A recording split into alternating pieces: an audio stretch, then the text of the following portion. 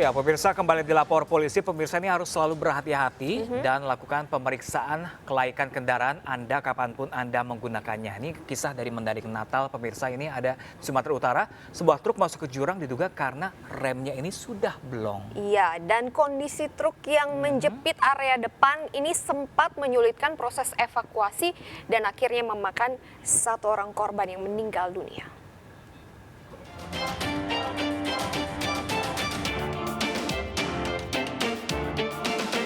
Insiden kecelakaan tunggal truk masuk jurang ini diketahui terjadi di Jalan Provinsi Desa Sopo Tinjak, Mandailing, Natal, Sumatera Utara.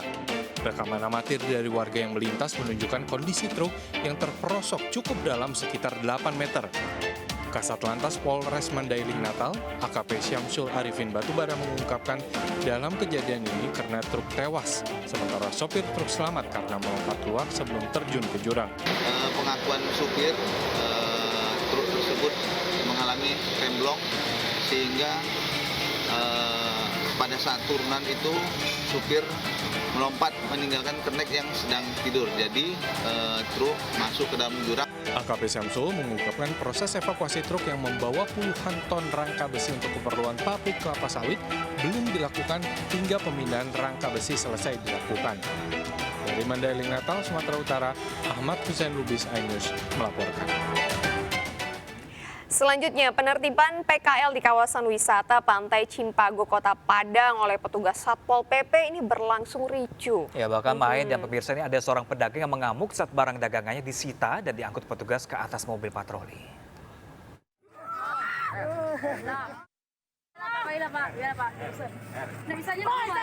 Pemilik penyewaan mainan anak-anak di kawasan wisata Pantai Cimpago, Purus, Kecamatan Padang Barat, Kota Padang, Sumatera Barat, mengamuk dan menyerang petugas saat mobil mainan sewanya disita dan dibawa petugas Satpol PP ke atas mobil patroli. PKL ini menolak ditertibkan dengan alasan tidak ada pemasukan akibat pandemi melanda usahanya dan berimbas terhadap sepinya kunjungan di lokasi wisata. Namun di saat pandemi usai dan pengunjung wisata mulai ramai, ia pun dilarang berjualan dan digusur petugas Satpol PP. Jadi kita sudah memberikan himbauan bahwa tidak boleh lagi ada yang di Pantai Padang. Tetapi mereka di antara sela-sela anggota kita, mereka tetap menggelar dagangan mereka berupa permainan anak-anak. Dan bisa kita sosialisasikan lagi karena kita humanis, tapi dia malah membangkang. Sehingga kita terpaksa melakukan penyitaan. Sebelumnya petugas Satpol PP sudah melakukan pemberitahuan dan sosialisasi untuk tidak menggunakan fasilitas umum untuk berjualan karena mengganggu ketertiban umum dan pengunjung lokasi wisata.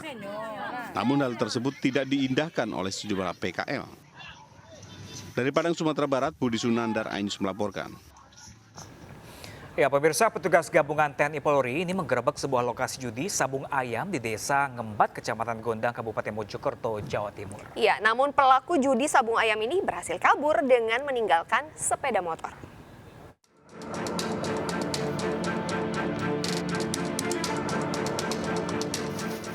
Lokasi judi sabung ayam di tengah hutan ini digerebek petugas gabungan TNI Polri di Desa Ngembat, Kecamatan Godang, Kabupaten Mojokerto, Jawa Timur.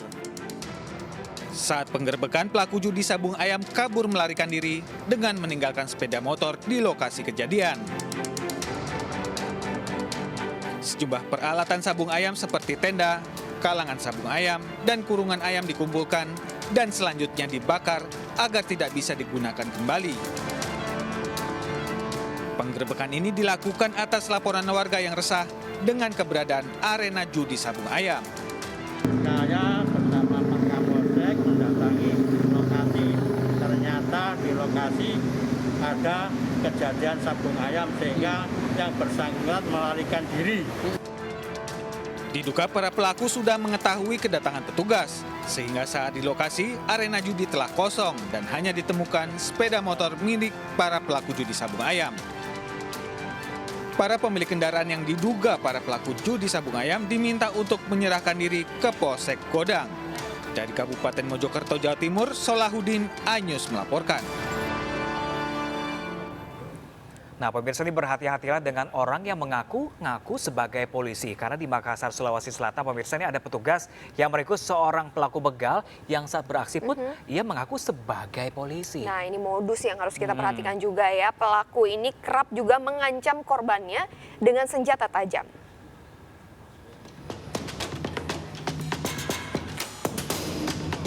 Akbar Musa, warga Jalan Gunung Bawah Kareng, Kota Makassar kembali diringkus polisi untuk yang ketiga kalinya. Pelaku begal ini diringkus tim Resmo Polda Sulsel di Jalan Raja Wali, Kota Makassar. Saat melakukan aksi penodongan, Akbar mengaku sebagai polisi dan mengancam korbannya dengan senjata tajam. Pelaku kemudian menggasak ponsel dan barang-barang berharga milik korban yang rata-rata pelajar SMA.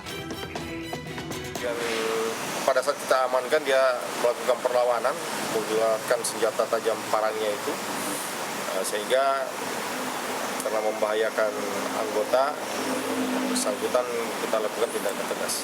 Barang bukti sendiri Bang yang diamankan?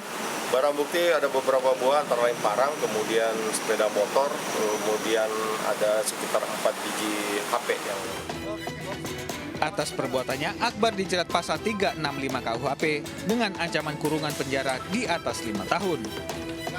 Dari Kota Makassar, Sulawesi Selatan, Muhammad Nurboni, iNews melaporkan. Kerap memeras pengendara sepeda motor yang melanggar lalu lintas, seorang polisi lalu lintas Gadungan ditangkap di Kota Medan, Sumatera Utara. Nah, pemirsa ini dari tangan pelaku, pemirsa ditemukan barang bukti belasan STNK dan SIM milik warga yang disita.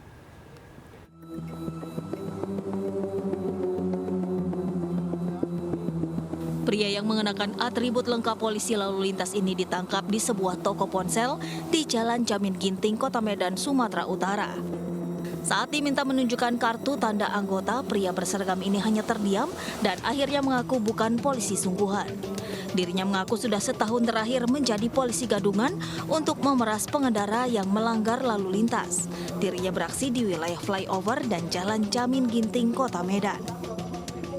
Dari tangannya ditemukan barang bukti banyak STNK, SIM hingga KTP milik warga yang ditahan pelaku dengan alasan melanggar lalu lintas. Polisi juga menyita seragam, handy talkie dan borgol yang kerap dibawa pelaku saat beraksi. Udah lama jadi polisi gadungan Pak? Udah berapa kali? Setahun lebih. Dari setahun? Setahun lebih lah. Udah lama lah itu. Setahun lebih jadi polisi gadungan. Udah setahun ini ya? Apa aja kamu kerjakan selama jadi polisi gadungan Pak?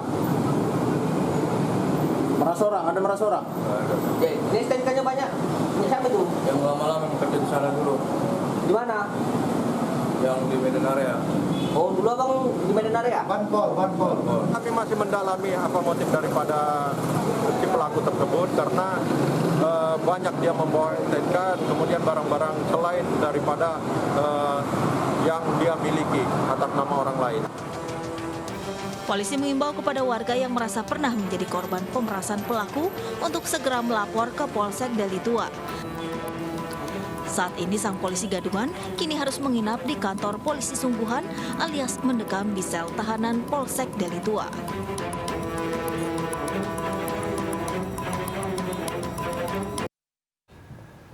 Ya, pemirsa, dipicu pertengkaran pembagian harta gonogini, seorang pria di Kendari, Sulawesi Tenggara ini menganiaya mantan istrinya menggunakan sebilah parang. Iya, dan korban ini akhirnya mengalami luka di sekujur tubuhnya dan juga dilarikan ke rumah sakit Bayangkara oleh tetangganya. Dan pemirsa, informasi ini sekaligus mengakhiri lapor polisi hari ini. Terima kasih sudah menyaksikan lapor polisi, pemirsa.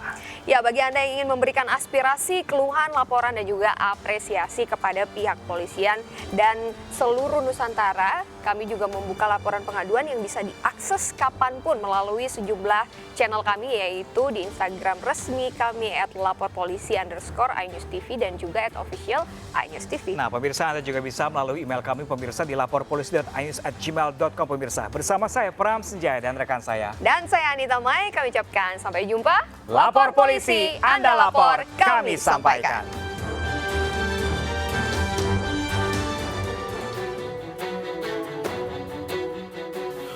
Wasria terluka di sekujur tubuhnya akibat penganiayaan berat yang dilakukan mantan suaminya. Janda 34 tahun ini dianiaya menggunakan senjata tajam di rumah kontrakannya di Jalan Transito, Kecamatan Wawa, Kendari, Sulawesi Tenggara. Pembacokan dipicu pertengkaran terkait harta gonogini berupa rumah yang dimiliki keduanya saat masih menjadi suami istri. Saat itu, Sarito datang ke rumah kontrakan korban dengan membawa serta sebilah parang. Pelaku kemudian meminta agar rumah mereka dijual kepada dirinya. Namun karena harga yang ditawarkan terlalu murah, korban tidak setuju dan mengusulkan dijual ke orang lain. Pertemuan itu kemudian menjadi pertengkaran hingga membuat pelaku emosi dan menganiaya mantan istrinya. Tetangga korban yang mendengar teriakan minta tolong melarikan Wasria ke rumah sakit Bayangkara. Lihat laki-laki kabur dari kamarnya, lari cepat gitu. Saya langsung curiga, kenapa? Tidak lama ini ibu-ibu, dia keluar minta tolong, kasihan. Pas saya keluar, saya langsung kaget karena sudah berlumuran darah. Berlumuran darah semua itu? Langsung saya buru-buru minta tolong juga sama anak-anak kos begitu. So, langsung saya suruh cepat bawa ke rumah sakit karena ini korbannya sudah tidak kuat nih, tahan ini tuh luka-lukanya. Setelah menganiaya mantan istrinya, pelaku kemudian menyerahkan diri ke Polresta Kendari. Tiba-tiba di penjagaan Polresta Kendari ada seorang laki-laki datang menyerahkan diri dengan mengatakan bahwa dia telah menganiaya istrinya dengan menggunakan sebilah parang. Kronologisnya yaitu si pelaku ini yang bernama Sarito itu mendatangi kos mantan istrinya yang bernama Wasria di lorong Transito. Tujuannya ingin mempertanyakan tentang harta gonogini. Pelaku dijerat pasal 351 ayat 2 tentang penganiayaan dengan hukuman 7 tahun penjara.